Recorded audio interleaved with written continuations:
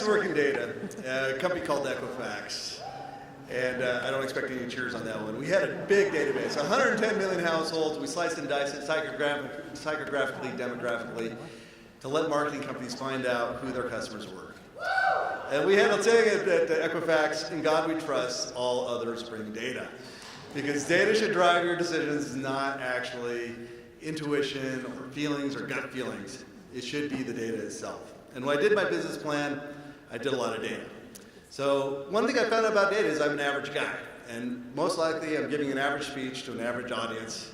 And that's the way it's going to be. It's the law of averageness. That's that average guy doing the data stuff back in the day. And boy, I don't even recognize that guy. And back in January 2005, I had a horrible day at work doing that data job. So I came home one night, had a few cocktails, took my dog out for a walk. That's my dog, Daisy. Came home, logged on to eBay, and bought a school bus. Because where else can you buy a school bus in the middle of the night on a whim but eBay? Well, in 2005,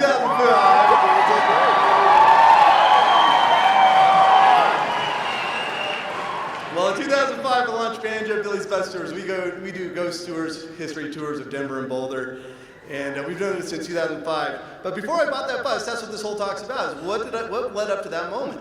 I had to switch the data job to the bus job, and I wasn't going to make that decision on my own. I needed somebody to validate the data, check my math, because I was a data guy. I had to make sure the data worked. So what I do, I hired a consultant. And so I paid him $1,500 for 10 sessions. And he gave me a money-back guarantee. He says, if you don't like it, I'll give you your money back. So I sat down with him, and in that very first day, that very first time, we came up with the following equation. Take your revenue, cut it in half. Take your expenses, double them, and if the rest left over, if it covers your monthly nut, then you're good to go. So I've got 10 more sessions with this guy, and I'm thinking, oh God, well, everything seems to work out. The data won, the business plan looks good. So, go with it, right? I didn't do it. And I got 9 more sessions with this guy, and I realized I did not hire a business consultant. I'd hired a life coach. And I was embarrassed that I'd hired a life coach. I was like, oh my God, and that's the cheesiest picture I could come up with, by the way.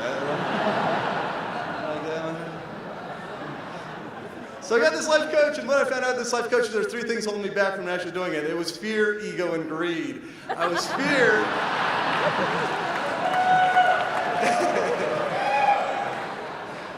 fearful of what people would think. My ego, I didn't want to be the bus driver guy, and I didn't want to waste all my money on a silly lark on a bus thing. So anyway, I figured out that action plus commitment tempers those 3 things. But you got to take the action, and you have to have the commitment.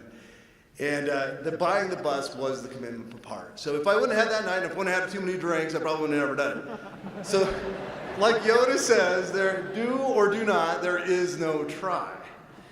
And there's no intention in life. It's either action, you either buy the bus or you don't. You're either in or you're out.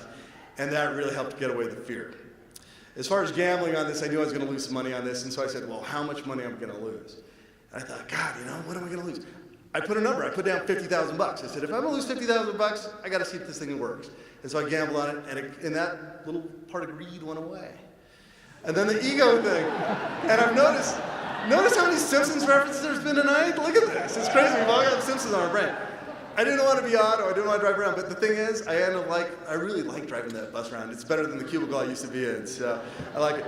And so you'd think that very first tour would be great, but it wasn't. It was a friggin' train wreck. I hated it. The first tour I was out there, I actually tried on the way home afterwards. I was like, that's the worst friggin' tour.